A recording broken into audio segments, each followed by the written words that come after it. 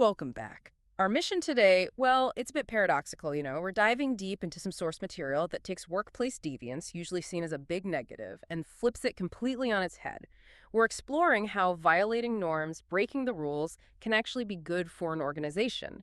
Yeah, it sounds strange. We usually focus on toxic behaviors, Mhm. right? Things to stamp out. But this research we're looking at talks about constructive deviance. So the big question is, how can rule breaking become a kind of organizational superpower? And maybe more importantly, what allows employees to feel, safe enough to even try it? That safety mechanism, that's really the core of this deep dive. We're looking closely at a study that zeroes in on organizational trust. Let's call it OT. It examines how OT acts as a bridge, linking an employee's feeling of being supported by their company, what researchers call perceived organizational support, or POS, to these positive, constructive, rule-breaking actions. And this research really leans on social exchange theory to explain why this happens. It uses data from 212 full-time employees. These are folks in a Nigerian public sector organization. So it gives us a pretty solid real-world picture of how that feeling of support can actually turn into, well, beneficial disobedience. Okay, but before we get too excited about good rule breaking, maybe we should quickly ground ourselves in the bad kind. Because historically, when people talked about deviant workplace behaviors, DWBs, they meant destructive stuff, right? Things that actively harm the company or its people. Yeah, think about things like, I don't know, consistently showing up late, bad-mouthing the company, maybe even sabotaging a coworker's project, that kind of thing.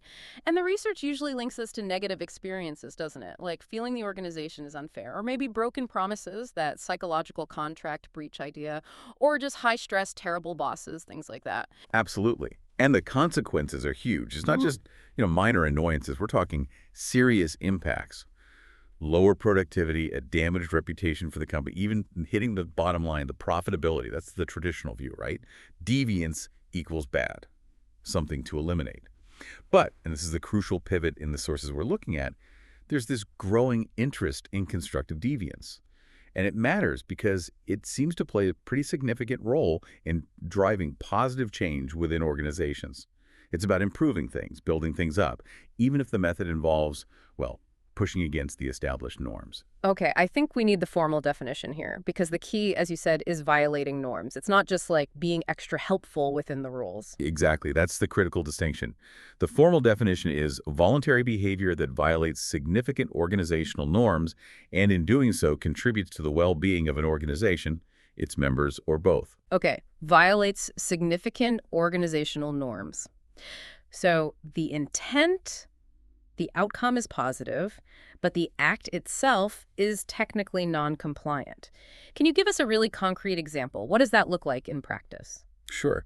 Um, Imagine an employee dealing with customer requests. They know the official procedure is clunky, slow, involves maybe unnecessary paperwork, so they decide to bypass a few steps, use a more direct, unconventional method they figured out themselves because they know it gets a better result for the client, faster. They broke the procedural rules, sure, but the outcome, positive for the client and ultimately the organization. Right, that helps clarify things. It's different from related ideas that sometimes get mixed up, like organizational citizenship behavior, OCB. That's going the extra mile, but still playing by the book, right? Exactly. OCB is compliant helpfulness. And then you have whistleblowing. It also involves breaking norms, often confidentiality rules. But whistleblowing is usually about exposing illegal or unethical stuff, not necessarily improving internal processes for efficiency. Pro-social rule breaking is probably the closest concept, but constructive deviance, or CD, tends to be broader. It might involve challenging more systemic norms to really overhaul something. Okay, listening to this, it sounds inherently risky for the employee, though. Even with good intentions, you're sticking your neck out, breaking a rule. Oh, absolutely. It's a risk. And that inherent risk is why understanding the context, the why behind it, is so important. And the sources point out that CD isn't just one thing. It's actually multidimensional. There are different types. Different types. Okay, now it gets really interesting. What are the dimensions we need to know about? They're basically defined by who or what the constructive rule breaking is aimed at. So first, you've got organizational constructive deviance. This is behavior directed at the organization itself, its policies, its procedures, its overall way of doing things. Think about someone suggesting, maybe even implementing, innovative ways to improve operations, even if it means challenging long-held, sacred cow-type norms. Okay, so challenging the we've always done it this way mentality for the good of the company. Precisely. The second type is interpersonal constructive deviance. And this one, honestly, is fascinating. Because it's directed at other individuals within the organization, often people higher up the chain.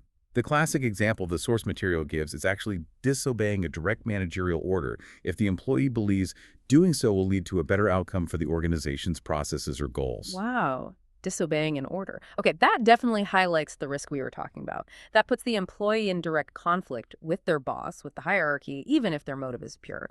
We really need to keep that tension in mind when we talk about what makes this possible. Right. And that leads us perfectly into the factors that encourage this kind of positive rebellion. Hmm. The research points to several things: individual traits, like having a proactive personality, feeling creatively confident; task characteristics; even leadership styles, like transformational leadership, can play a role. But the study we're really focusing on today, it zooms in on one key organizational factor: perceived organizational support, POS. Why is that seen as so foundational for constructive deviance? Well, it really boils down to social exchange theory. This is a cornerstone idea in organizational psychology. Basically, it suggests that relationships, including the one between an employee and their organization, are built on reciprocity, give and take. Hmm. So when an employee feels that the organization genuinely values their work, cares about their well-being, supports them, that's high POS, it creates a sense of, obligation. The employee feels a need almost to give back, to reciprocate that support. And because they feel valued, the way they give back is by trying to help the organization succeed. So they might go beyond their job description, even if that means bending or breaking a rule that seems counterproductive. They're essentially repaying the support. Yes, exactly. That support provides the initial motivation, the willingness to even consider taking that risk because the organization invested first. But the study we're leaking into asks a deeper question. It's not just if support leads to this, but how. What's the quality of that exchange? Feeling supported is one thing, but what actually makes someone take a risk as big as, say, disobeying an order? Right. What's the missing link? Why does feeling supported actually translate into risky, helpful behavior? What's the internal mechanism? The study puts forward a strong argument that the crucial ingredient, the mechanism, is organizational trust, OT. Yeah. And they define it quite powerfully, I think, as the employee's willingness to be vulnerable. Willingness to be vulnerable. Wow, yeah, that really hits home. Because when you break a rule, disobey an order, you are making yourself vulnerable to being disciplined, maybe fired. The organization has the power. Precisely. So think of it this way. If POS, that feeling of support, is the foundation, then OT, trust, is the psychological safety net. Based on that social exchange idea again, feeling supported builds trust that the organization will hold up its end of the bargain. Specifically, the employee trusts that the organization won't just punish the rule breaking, but will actually notice, appreciate, and maybe even reward the positive intent and outcome behind it. It's that belief in the organization's trustworthiness, its fairness, that gives the employee permission. Psychologically speaking, it allows them to act on their desire to reciprocate, to actually engage in constructive deviance. If I trust you'll have my back, I'm willing to risk being vulnerable for the common good. If I don't trust you, I'll follow the rules meticulously, even if I know they're inefficient or just plain dumb. That makes complete sense from a psychological standpoint. Okay, so let's get to the results. The study looked at those Nigerian public sector employees, used some rigorous stats, PLS-SEM for those interested. What did they find? Did the data support this link between feeling supported, trusting the organization, and constructive rule breaking? Well, the analysis did confirm the basic link. Higher POS was indeed related to more constructive deviance. No huge surprise there, maybe. But the really crucial finding was about trust. They found that organizational trust partially mediated the relationship. Right, and that term partially mediated is super important for you, the listener, to grasp. It adds a layer of reality, of nuance. It tells us, yes, trust is a really important pathway. It's a major reason why feeling supported leads to helpful rule breaking. But partially means it's not the only pathway.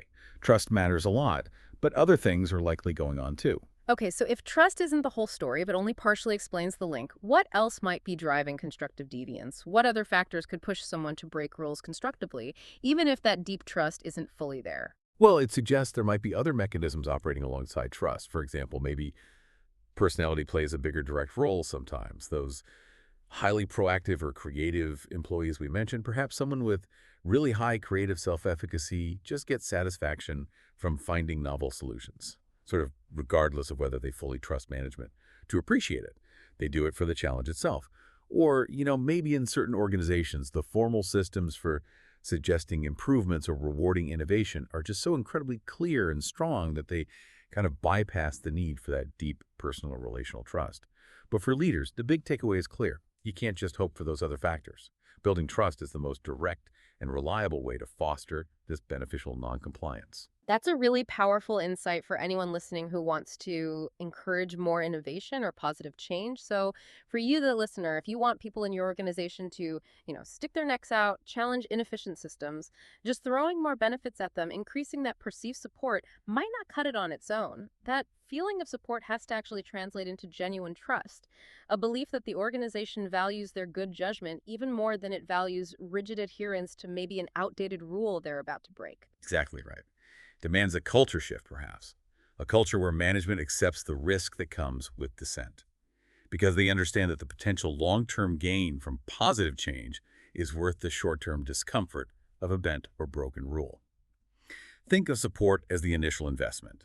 Trust is the return on that investment that unlocks that critical willingness to be vulnerable.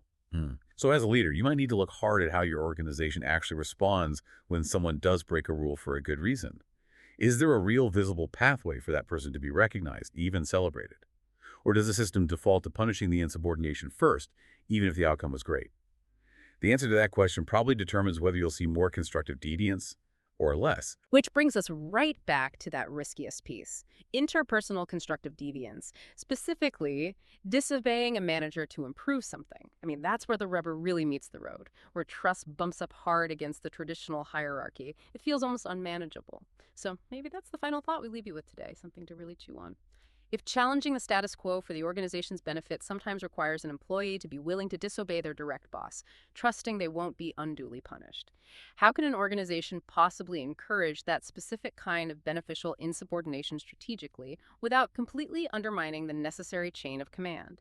It feels like the ultimate leadership tightrope walk, doesn't it? Balancing stability with disruptive, positive change.